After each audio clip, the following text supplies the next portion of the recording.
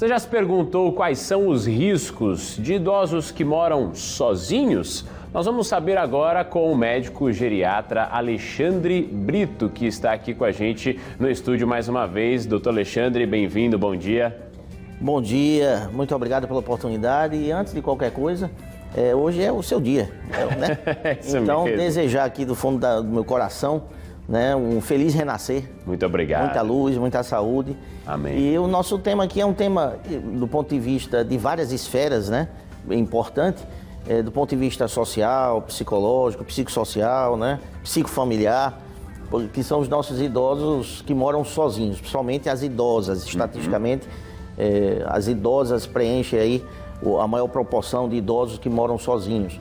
E existe uma série de discussões pertinentes, principalmente nessa questão aí da multidisciplinaridade que a gente fala tanto na geriatria, porque é um tema que não é para ser abordado somente pelo geriatra, né? Aí é onde entra a psicologia familiar, porque muitos idosos insistem em morar só. Eles querem ficar ali, eles têm aquele comportamento de negação e aí dificulta muito, mas a abordagem também do ponto de vista médico a gente pode falar aqui. E aí, qual é o principal problema que a gente identifica nos idosos que moram sozinhos? Olha, o que tem nos chamado a atenção é a parte nutricional. Então, o idoso ele adoece por questões nutricionais. O idoso que mora sozinho tem um risco alimentar muito alto e essa subnutrição ou desnutrição instalada, declarada realmente, ela se torna importante do ponto de vista clínico, porque esses pacientes com deficiências, por exemplo, de vitamina B12, de proteínas, de vitamina D, e aqui eu chamo a atenção da deficiência proteica de vitamina B12, porque podem trazer repercussões na esfera cognitiva, a pseudodemência, quando a gente vai abordar o paciente de uma anemia, a deficiência de ferro, por deficiência de ferro, anemia por deficiência de B12, e veja, uma questão que pode ser até considerada simples, né? Repõe com polivitamínicos e etc. Mas quando a gente vai ver, a gente precisa ter uma abordagem ampla, porque pode simular uma demência nesses pacientes. E, na verdade, a causa é puramente nutricional.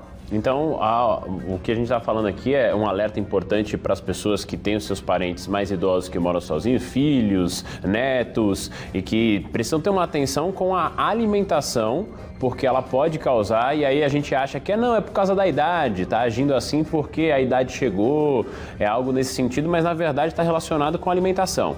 Exatamente, isso tem chamado muita atenção e o idoso, muitos deles, né, eles têm um comportamento de negação. Não, eu estou me alimentando bem, eu faço a minha comida e aí isso precisa ser investigado com todo respeito, porque quando se vai ver, o idoso ele não está se alimentando como ele diz que está ou como ele pensa que está, né? E essa carência nutricional traz repercussões clínicas. Veja, é uma abordagem ampla. O idoso que mora sozinho tem maior índice de depressão. Isso também interfere na cognição, na atenção, na memória. Também pode trazer uma falsa demência, né?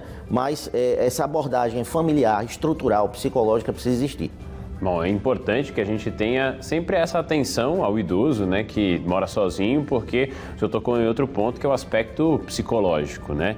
E aí interfere também nessa qualidade de vida da pessoa, né, diretamente. Exatamente, e na própria relação disso com a família, né? Muitos idosos, eles insistem, como eu já disse aqui, em permanecerem sozinhos, né?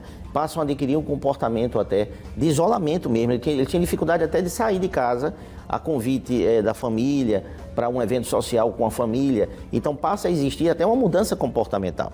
E isso vai trazendo decaimento psicossocial desse idoso e uma fragilidade que vai apontando ali na frente, né, e repercutindo mais sindromicamente na saúde desse idoso.